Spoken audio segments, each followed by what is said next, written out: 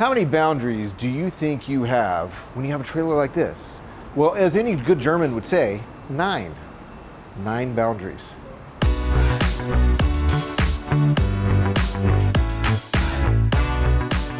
Welcome to Princess Craft RV. I'm Clint from Princess Craft RV, and this is our Houston location right off of the Gulf Freeway. And down here in Houston, we have the NoBo lineup of trailers. This happens to be the 2024 NoBo 20.3 EO. EO stands for Essentials Only, meaning that you get all the same fantastic structural build, the look outside, the look inside, all the no boundaryness is all there. What you don't have is some of the accessory equipment, like maybe the onboard vacuum cleaner. It doesn't have the onboard lithium ion inverter and already pre-mounted solar and all that. So there's a few things going on that lightened the load, if you will, and yet you still have all the good bones and the meat and potatoes of this trailer. So since NoBo came out, No Boundaries came out from Forest River, I've always liked the look of them and just the notion of a trailer that's designed to be rugged enough and strong enough, high enough clearance and whatnot, to go to some more rugged terrain. Maybe a little further off the asphalt, maybe on some maintained dirt and gravel roads and things like that. They just kind of float right on down those paths. I like them a lot. Before we go inside on this trailer, let's talk some specs and numbers. This trailer is right at 28 foot 10 inches long, and with an air conditioner attached to the top, it is 11 foot tall. Its dry weight is 5,054 pounds, and the hitch, you're gonna need to pay attention to that. It weighs 559 pounds. It does have 2 axles, and the cargo carrying capacity is 2,546 pounds. As far as your holding tank capacities, you have a freshwater capacity of 52 gallons, gray water capacity of 39 gallons, wastewater capacity of 28 gallons, and that's your black tank, and the awning on this is 18 foot. Now that I've gone over some of the weights, the specs, links, numbers, what have you on this trailer, let's hop inside and see what we see there. Let's go.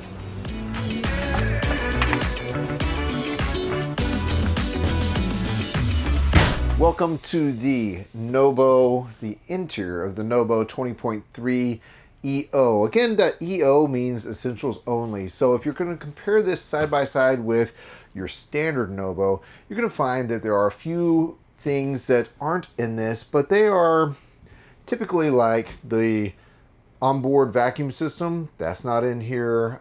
It's not ready to go with your onboard solar and inverter and lithium ion.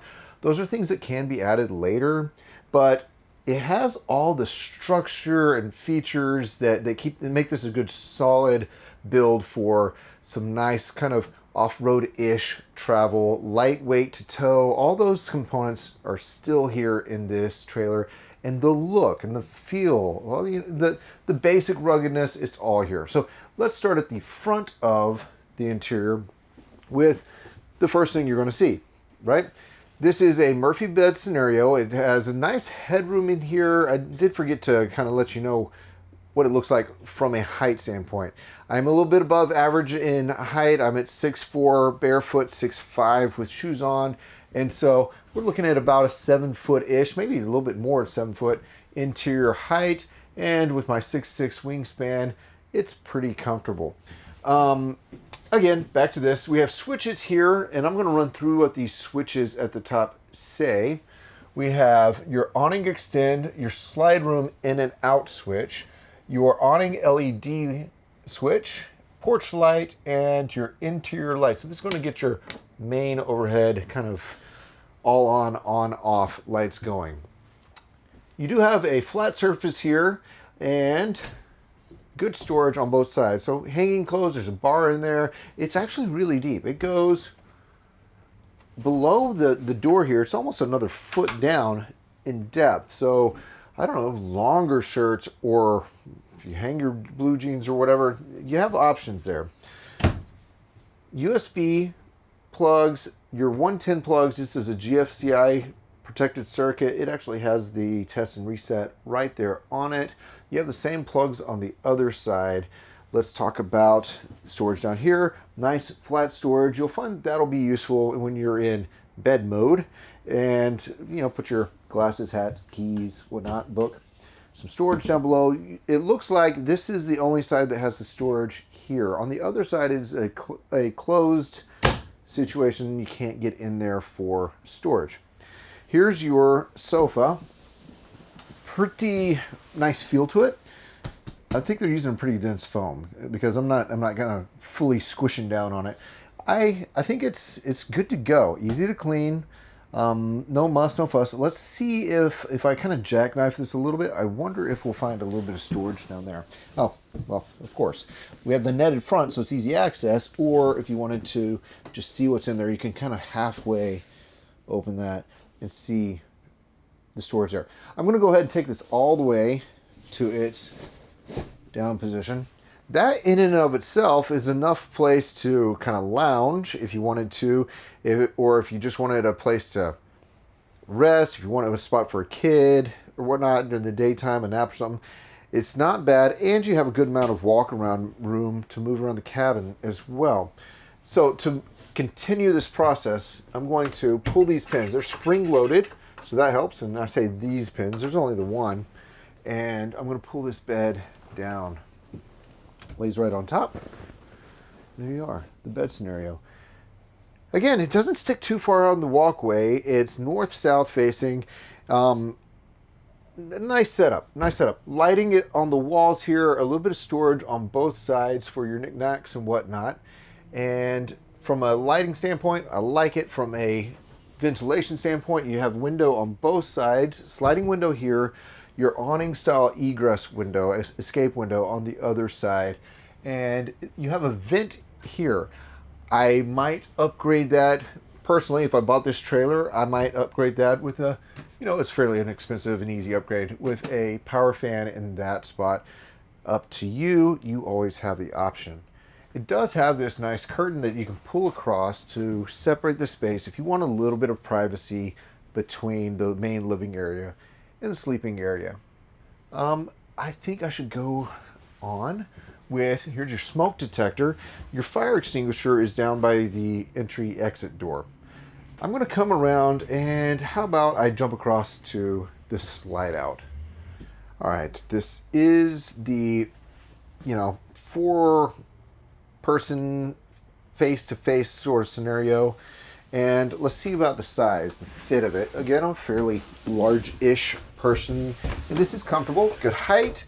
2-pole table on this. This live edge finish on it. It's not a real wood, but it sure feels like a wood texture. I do like these tables. Like I said, pretty solid being 2-pole and easy to turn into a bed. You just take out the poles, lower this down onto the bumpers here, there, and then you slide the cushions over. This whole thing becomes a bed. And just looking from it, it would be kind of in that 5-foot-ish kind of range for length. So there are some small humans that would delight in this for sleeping space. Let's look at this window. This is a solid window. This is a non-opening window. Great view, good light. It does have a pull-down blackout shade, and so I'm probably messing with the camera a lot. Let's see if I can drive Caitlin, who's holding the camera, completely bonkers by changing her settings. Moving along. Push button light right there. Underneath the seating of the dinette on both sides, you have these cabinet fronts, but there is no pull-out drawer system, but it does go all the way through to the wall. So it's a good amount of space. You might need to plan what you put down there just because it's deep and it's dark. So just pay attention to that and use that space. It's actually wonderful. On the wall here, you have the thermostat for your furnace and your air conditioning. And that's, you know, it's a air cell system connected to a Coleman Mach system, kind of industry standard. They work well. They're easy to maintain, service, what have you. The kitchen is a very nice functional space. I wouldn't say it's a huge space, but if you look at it, there's a nice open amount of countertop for anything that you might put up there. A very usable, movable, functional sprayer here. And the sink has a kind of cutting board, drip board, drying board situation, a large, deep sink. It's got a brushed look to it. The same material that we saw on the dinette table is on the bar here. You may not have noticed that coming in. This is actually a bar. You can belly up to the bar while you're camping, and it has 2 stools on the side there. They're tethered in for travel mode, but you just unstrap them, you're good to go. Lots of space here. 3 burner stove here. This is a Suburban stove, and good space.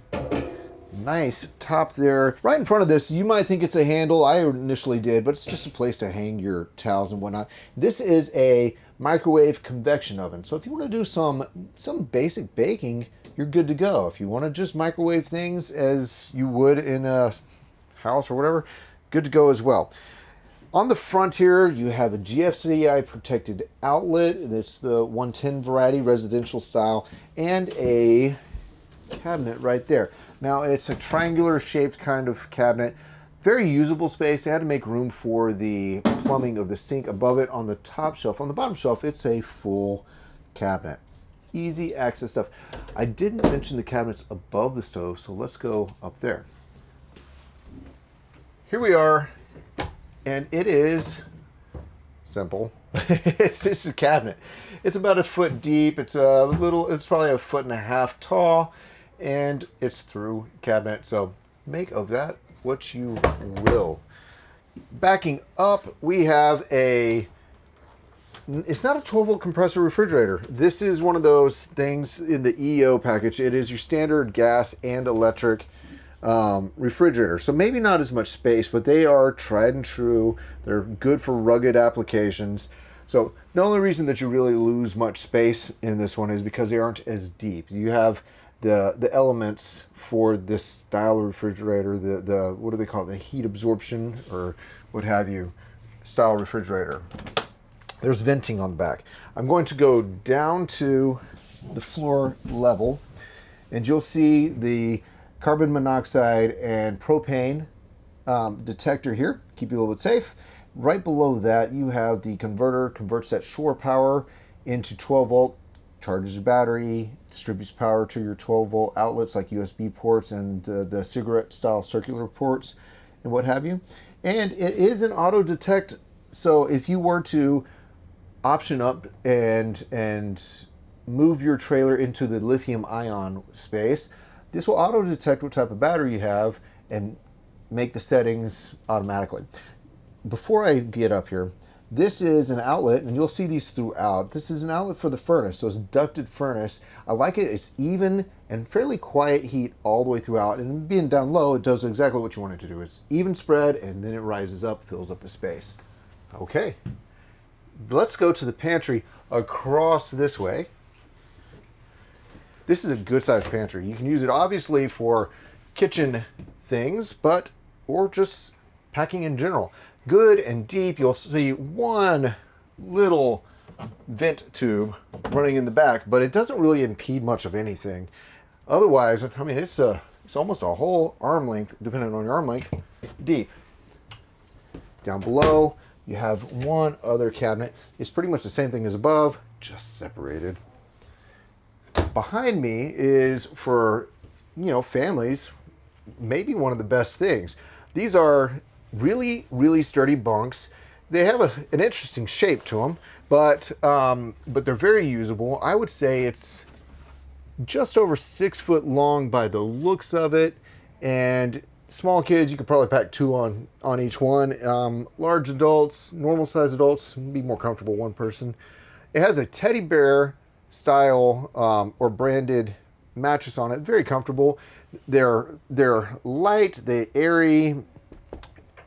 Good solid product. You'll also find both bunks have a window, a light, and on the wall, USB ports to charge your devices. A little bit of storage underneath the bunks. So stow those, duffel bags and shoes and whatnot right under there. I think it's time to see behind me what the bathroom's like. Let's go. Coming into the bathroom, you'll notice that it is a very solid door. It's not flimsy in any way. I'm going to kind of occupy the space. Again, 6'4" enough headroom here. Right above me is not just a vent, it is a power fan, so you can exhaust out of this space after a humid shower or whatnot. I'm going to step into the shower so you can see what 6'4" looks like in this space. Now, you'll notice, as with many RVs, there's a step up. So they try to compensate for it by putting a skylight here, which I'm going to take full advantage of. I'm going to put my head right in the skylight. So I do have enough room. I'm not touching in the center at all. I have a few inches above me. That is all good and well. Use the spray port or the spray handle here, hot, cold, easy to clean, surround. And there's a little bit of a curve on this bar, so it gives you a smidge, and I do mean a smidge more space. Below here, you're going to see a Dometic toilet. It is not a porcelain toilet. You know, there's pluses and minuses. It may not be as nice. It may not be as easy to, you might have to do more cleaning maintenance on it, but it's lightweight. Saving weight means you can maybe pack along more things. You have some storage here and some shelving. Underneath the sink, you have another cabinet space, occupied a little bit by your drain pipe from that sink in the corner here.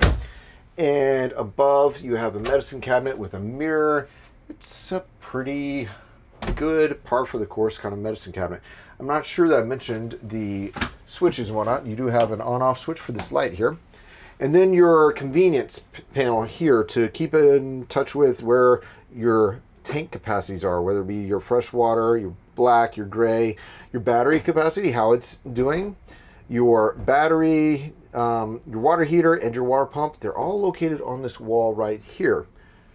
All in all, it's a good size. Again, elbow room, this is not too bad. Height, not too bad.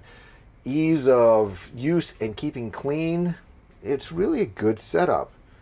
But I do believe that squares us away for the inside of this NoBo 20.3 EO. So how about we head outside and see what we can find out there. Okay. Welcome to the outside once again on the NoBo 20.3 EO. Before I go too far, kind of a statement piece that Forest River started putting on the products just a year or 2 years ago was this big glass door. Had a lot of people worried, but they're a pretty nice product, and it's a good, I guess, tempered, maybe automotive style glass. And I'm going to open it up, and you're going to notice that it still has your fairly typical full door frame screen door. And though it is glass on the outside, you have a window here. This is by Lippert. It is shade ready. They make that available. It's a pop-in unit. So if you want to add that blackout shade, you're good to go. This is a full aluminum framed trailer. That'd be the walls, that'd be the roof. But they like to point out that it's not just that, it's they go all the way and they aluminum frame every window and door as well. So lightweight, rugged, and sturdy. 3 steps because it has a mid to upper level ride height. So a little bit of ground clearance here is a good thing for the type of places the No Boundaries trailers are meant to go. There's the back of your water heater, 110 outlet for the outside, and then you have 2 axles. Now, this does not have the beast mode setup that you can get on many of the No Boundaries products. If I look under here, this is a more traditional leaf spring setup, which has its pluses and minuses. I will say, all the years of trailering and automotive things that I grew up in until recently, leaf springs were pretty much it. So it's a known, easy, low fuss situation. I still have a thing for leaf springs. They work just fine for almost all normal applications. They are allowing for a good ride and good ride height here. It is an enclosed belly underneath this, so from a 4-season standpoint, I don't know that you can call this particular model of the NoBo a 4-season camper, but I will say it is buttoned up beautifully. That allows for you to still, though it may not be called a 4-season trailer, you can still do some good travel in cooler climates and warmer climates both and be pretty comfortable. I did notice that they co-opted, without my family's permission, a picture of my grandparents' house right there. I will have to have a word with Forest River later. And this is the back of that refrigerator. Remember I told you that on the Essentials Only version of this trailer, they switched out for a more traditional gas electric refrigerator, and it wasn't as deep. Well, it's not as deep because they have equipment on the back of the refrigerator and it needs to be vented to the outside. This is that vent. Look at this awning, 18-foot awning, and it has an LED light strip that runs all the way the full length. It makes her a really nice space, and look how high up there that is. It feels, it feels, I don't know, airy underneath this awning. Might be a little silly to say airy when you're outside anyways, but it's not a low awning, it feels nice. Here's some access to storage underneath that rear bunk. It's a fair bit of storage. It's about maybe 1.5 feet in depth. And it's good for, I would say, quite a few of those bag-style lawn chairs and other equipment. If you needed to bring a small Blackstone, maybe that's what you would put there. Did you notice that it was held open by a magnet? Again, easy, like it. I do need to fall back just a little bit. It says an LP Quick Connect, so right here, and not sticking out, by the way, it's tucked in a bit protected, is this LP Quick Connect gas port. So if you did want to bring that Blackstone or griddle of some other kind, maybe a stove outside, you have options. So there you go. You do have 4-corner stability jacks, and they are manual. I never really have much of a problem with that. Typically travel with a electric drill with a bit on it, and it drives that right on down. This is your Go Power external solar power port. So if you have a folding, easy packable solar panel that you want to put in the sunlight, but you still want your trailer in the shade of a tree, that's a good way to go. On the back, you're going to notice that it has your standard square tube bumper. Put that sewer hose in it if you like. Comes with a bumper mounted spare tire. It is not pre-wired for a backup camera. Is that difficult for a qualified service shop or dealership to put in? No, not really. There are some really easy options out there for a backup camera. So if you like everything about the trailer, and that's one thing that you would like to add to it, you know, look at your options. It is a very doable thing. I don't think any service center would really bat an eye at adding that for you. Okay, if I come around here, 30 amps short cord. This is just our shop cord, but you'll see in the storage compartment on the front that it comes with its cord. Satellite cable inlet. Low point drains are located right down here to make sure that everything's good and drained out if you're in storage for a while, maybe winterizing, whatnot. Also, you're going to see that you have a combined outlet for your gray and black tank right there with the pools readily available, easy to see. I am getting a good view again right from here of the nice solid steel frame and the axles with the leaf springs and the shackles. Everything is clean, understandable, maintainable. So this is a good view, and it's all buttoned up. I can see this buttoned up from here all the way down. I do like that. Now, the slide out is a fairly robust system, and it doesn't have to be overkill because, look, it's not that big of a slide. So good to go. The weight of the dinette is not so much that I would be worried about this really causing too many problems anyways. Good seals on it all the way around. If you wanted to, you could always add a rooftop awning style cover on that, and wouldn't be that difficult. I like the graphics. They're very modern. It does tell you what comes on it, what doesn't with the Essentials Only. You have inlet for city water connection and to fill up the water tank. Again, you can check the sizes of all the capacities and tanks and whatnot in the video description below. Make sure you check it there. Let's look at this side. What do we have? This is all the way through passenger storage. It's not the widest, but it's obviously running the full width of the trailer, and it is finished out. So I do appreciate that. Whatever, lots of things can be stored there. Fishing poles, let's move up to the tongue. On the front of this trailer, it's a no muss, no fuss, but very simple, easy to clean. It's got a little bit of tilt back to it to make it tow nicer through the air. It's not a flat front. Let's see if I can find the front end of this connector. Standard 7-pin connector. They do have, that's your breakaway cable. They do have, for this connector, a little holder on the side here. So if you don't want that connector to be in the dirt, in the mud, then in storage, you can put it right there. You have a spot right here on the tongue for up to 2 standard RV marine style batteries. If you want to move up to lithium ion, again, that's easy to do. And I personally would add a lockable box for them. Lithium ion doesn't really need the venting for them typically. And with that lockable box, you can protect your investment.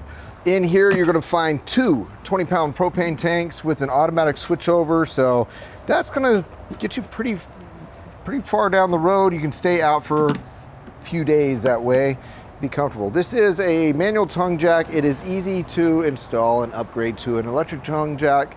Maybe you go a few years with this and then you decide it's time to make it crankless. Either way. This rides on a ball that is 2 5/16 inches, and it has this chain holder is what we're using it for right now, but it's actually a leash holder if you need to leash a pet or maybe a wayward toddler that just needs to stay near the campsite a little bit better. I don't know. Don't do that. Let's go around the other side. On the front of this side, we're gonna just check out the other side of that pass-through storage. Again, it has the magnetic hold open. There you go. I do see the nice heavy-duty 30-amp power cord that comes with this trailer, the caps for that square tube bumper, the cap for that outlet for the black and gray tank, and the manual crank for your scissor jacks. Those are not leveling jacks. They're just stability jacks. Don't use them to make sure your trailer is level. You do that when you set up your trailer at the campsite by putting something underneath the low side wheel and going leveling front to back with your tongue jack. And that brings us to the end of this walkthrough on the NoBo, No Boundaries 20.3 EO Essentials Only trailer. I think it's a very compelling offer from Forest River, being that it's still the strong, sturdy structural build with that aluminum frame. It has a really nice ride, really, even from a height standpoint, that is tried and true and simple. It's known technology that has served us well for so long. Inside and out, this is just the components that you need and can work with and trust. It's a good trailer.